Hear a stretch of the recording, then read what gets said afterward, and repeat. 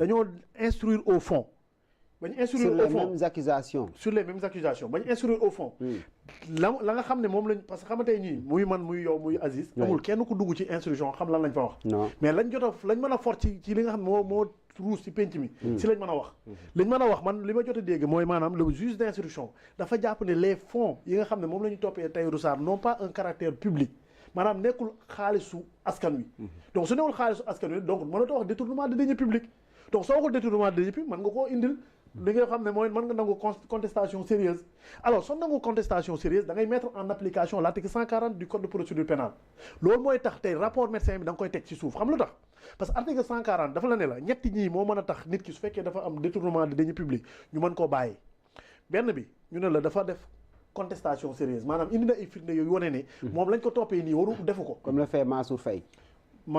am na ñeneen am na kii Tange Tandian Tange loolu la def demul cautionné wul contestation sérieuse jotu sax passe mandat de dépôt ñu ne la boobu su weesoo da ngay def soit nga cautionné wala nga garantie le montant du préjudice caution bi nag juge d'instruction mooy apprécier ndax da koy nangu wala du ko nangu beneen bi mooy ñu ne la lorsque yow sa état de santé est incompatible même dans un centre hospitalier c'est très précis maanaam man même yow suñ ko yóbboo pavillon spécial sax état de santé bi compatible la foofu te loolu pour nga am ko ci détenu du yomb parce que tey jii nii nit ki su fekkee mënul même centre hospitalier mënuñ ko fa faj fan lañ koy fajee amul feneen donc la manière dont on a écrit l'article 140 ne permettait pas à ce moment précis kon jarul woon ñuy def contre expertise di fay xaalis encore am na sénégalais yu ñaan sax non dafa lu ma bëgg laaj su ma ko mayee dafa ne dañ ñoo bokk même chef d'accusation ñoom ñaar non dama ne ñoo bokk chef d'accusation wala bokkuñu chef d'accusation si njëlbéen ba loolu la woon mooy waxi 125 milliards c'est-à-dire Farba moom dafa am beneen dossier boo xam ne moom la ñuy waaj en classe dossier téléphone mais mooy dossier c'est bien avant c'est bien après waaw après lee la bokkul ak dossier bee dara non bëgg naa mu leeral ma bu fekkee téléphone yi moo bàyyi Farba ci kaso bi wala waxi non téléphone yi moom mënu ko faa bàyyi parce que lan moo bàyyi Farba ci kaso bi en l'instant waaw man li may wax dafa leer dama ne la li jot a ruus si penc bi rek lañ mën a analyser waaw ñun léegi nañ ne le procureur dafa def appel ci libération Farba mais deful appel ci libération Tahirou Sarr alors donc su fekkee def na appel donc Farba du génn waaw motif yi yan motif la argumenté néew ma ci dossier mënu ma koo xam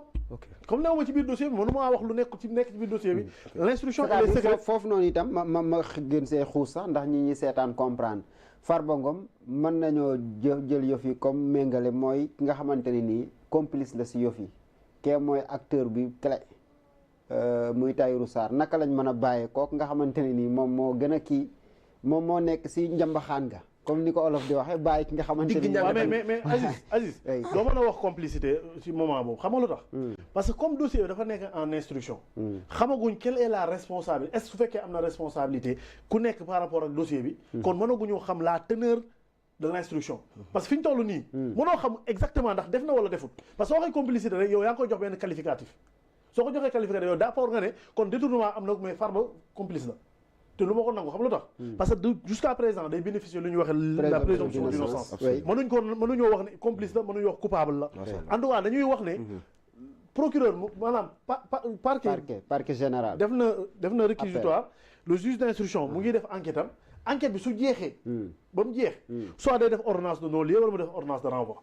à partir de ordonnance de renvoi bi dañuy jàpp ne peut-être infraction am na su demee ci juridiction de jugement bi ne moom mooy leeral lépp oui c'est vrai mais fi ñu toll nii dañ jàpp ne rek kii juge d'instruction décidé na day mettre sous mandat da leen mettre en liberté mais le procureur s'est opposé par rapport à ce qui concerne Farba mais en même temps nag moo am le dossier du téléphone parce que souvent dama koy wax gars yi naan ay 227 milliards à 2 téléphones c'est 2 dossiers différents loolu su leeree par rapport à la garantie de représentativité mais Doro Gueye amoon na garantie de représentativité fii lañ ko bàyyi ma dem France donc garantie de représentativité mën nga ñëwal nit ki am na fii tous ses biens et cetera mais Doro fii dañ ko may wi mu dem France mu ngi nii justice soxla na ko mënul ñëw ba léegi instant ay procédure d'extradition la gars yi di enclenché donc loolu mooy yi nga xam ne par rapport ak Bougane moom man dama doon seet publication bi mu defoon parce que am na benn publication non am na benn publication bu mu fi defoon di wax naan suñ bëggee maanaam UPS la tudd xaw ma la waaw suñ bëggee ñu kii nii il faut que ñu boole leen ci attelage gouvernemental nga xam ne kii li ko soxal poste moo ko soxal poste et son problème principal c'est Ousmane Sonko. Moom il défend le président et attaque le premier ministre. Il défend Diomaye et attaque le premier ministre. loolu c'est incompatible. C'est incompatible xam nga tey. mais aussi loolu itam am na au sein de vous ah. non mais dama ne. certains directeurs gis nañ sax récemment Waly Diouf Bodiang di ñaan ñu pataaralu yenn directeurs yi am. ñun au sein de Pastef. au sein de Pastef est-ce que du kee rek moom moo feeñ mais am na ñoo xam ne ñu ngi def. non c'est-à-dire que xam nga tey. parce que le cas Cheikh Bara Ndiaye. xam nga tey exemple non Cheikh Bara. kooku dañ ko mbaa yàlla. Cheikh Bara. le cas Abbas Fall aussi. non mais donc il est maire de la capitale mais am na position Pastef ñu bëri liñ gëm mooy ñun président Ousmane Sonko moom mooy sunu chef de parti ñun dañoo nekk biir Pastef am muy parti donc le chef de parti s'appelle président Ousmane Sonko donc on lui doit loyauté on lui doit fidélité maintenant nag yow su fekkee yow nekkoo Pastef c'est pas un problème su la neexee nga bëgg ku la neex comme ni mu ko wax Pastef ñun dañoo liggéey maintenant le président Diomaye il était le secrétaire général du parti il a démissionné du poste de secrétariat général pour devenir un simple militant moo taxoon souvent ma naan man j'ai pas compris moo tax ma naan j'ai pas compris en tout cas par rapport à ses propos d'hier et l'acte parce que benn acte la posé woon acte boobu moo tax ñu bëri di posé wu question mooy yow da nga ne moom moo fi taxaw conférence de presse devant les journalistes mu ne président Ousmane Sonko moom xeex na pendant 10 ans pour moom mu nekk président mais président Sonko xeex na 10 jours moom mu nekk président mooy ba gars yi de mooy Moustapha Diakhaté ba muy wax naan xoolal ñi guñaa fii ba ñuy dox ci kii bi mu ne kii yàgg bu mu yurndu fauteuil bi na ko ne jàkk parce que yéene naa ko te du ma jógee ci xeex pour mu jot si xam nga propos yi ni su ko waxee dem ba si biir posé leneen acte bi mu posé mooy mais aussi yéen mais waa Pastef aussi dañ ko war a nekk bàyyi mu nekk à l'aise mais non c'est-à-dire que xam nga Aziz nga bëgg di yónni siège bi noonu Aziz man xam nga laa gëm du gis boppam man laa gëm ku nekk ak sa responsabilité man je suis dans Pastef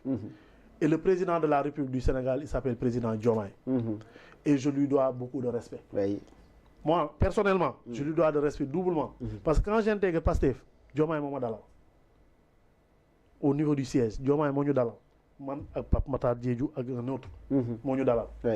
deuxième chose il est le président de la République donc je lui dois également ce respect maintenant nag gis nga moo tax souvent ñoom ñaar ñii ñaari seexu yàlla yii gars yi nañ ci def attention Cheikh mu ngi koy wax gis nga opposition bi xam nga suñu leen di wax naan opposition amu fi ñuy mer c'est-à-dire que mënuñoo toog di commenter ay oui Diomaye Sonko Diomaye Sonko ay fait c'est-à-dire que costume bi dàll bi montre bi il faut oto bi travailler ñii 2029 incha allah ba 2029 ñoo fi nekk très bien 2029 su jotee képp koo xam ne liggéey nga diggante bi loo xam ne sénégalais jàpp nañ ne yow dañ laa war a wóolu dénk la sénégalais dinañ la dénk sénégalais suñu wóolee ne te jàpp naa ne dinañ génne ay résultats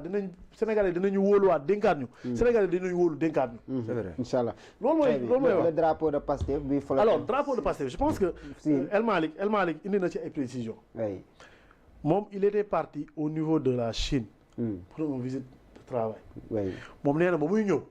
moom du moom moo ko teg moom bu ñëw ba ñuy dem yóbbuñ drapeau. il a un protocole. loolu waaw xaaral rek moom li mu wax laa wax. xam nga man newuma fa. man dama xëy rek ñun ñëpp dañoo xëy gis photo yi ñii ne d'accord nañ ci ñii ne d'accorduñ ci. su fekkoon drapeau Pastef kese moo fa teg woon. mën nañ cee wax. maintenant moom li mu wax mooy maanaam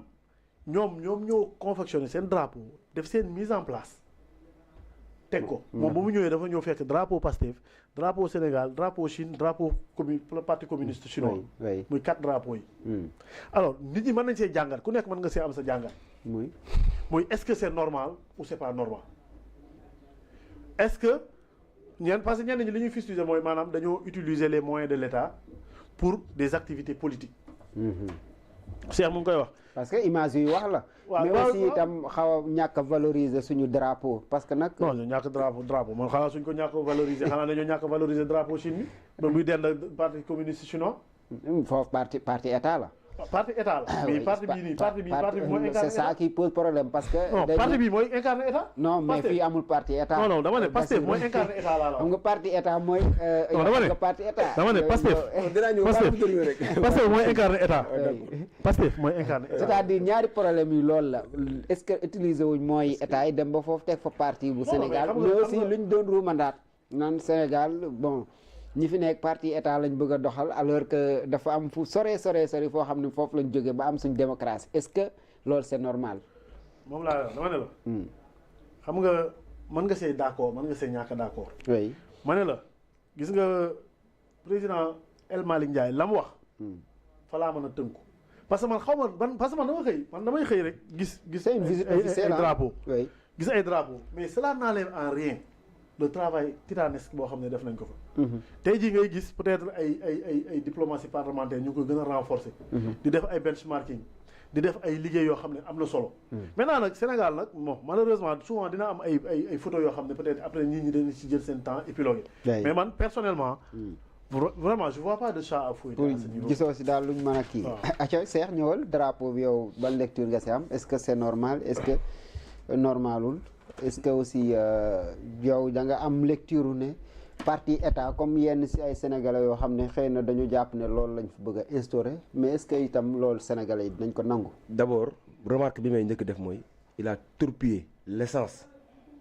de sa visite tey xoolal rek accord yam fa signé dox bu am solo ba mu doxi woon lépp lan lañu retenir drapeau Pastef bi taxaw wax na ko léegi institution la c'est la deuxième personnalité de l'État am na cellule de communication am na ñoo xam te ne par élégance républicaine boo demee ba taxaw war a fa da nga ne ko sëñ bi maa ngi jégalu photo bi dindil ma drapeau bi parce que askan ngee ma yónni yàqamte ma ñëw ma fi taxawaayu Pastef loolu mooy élégance loolu mooy une posture républicaine xool liggéey bu rafet yi ñu fa liggéey ak wax yi ñu wax ak accord yëpp